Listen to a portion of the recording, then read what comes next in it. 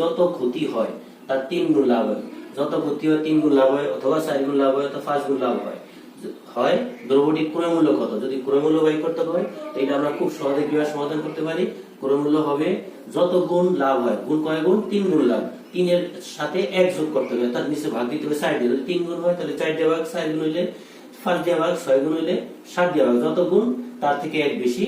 আর এখানে যে দ্রব্যটা বিক্রি করে ক্ষতি হিসেবে 378 বিক্রি করে কি হয়েছে, ক্ষতি হয়েছে। এই 378 রে এই 3 গুণ দিয়ে গুণ, তাহলে 3 পূরণ 378, তার সাথে পরবর্তী যত বিক্রি করছে, কত বিক্রি করে লাভ হয়েছে 450। এই 450 হবে কি যোগ।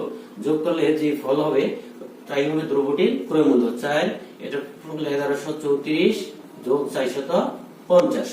তারপর আমরা এই দুইটা যদি যোগ করি হবে 1100 400 1584 ভাগ 4, 4 দিয়ে ভাগ দিলে 396। এই 396 দ্রব্যটির ক্রয় মূল্য।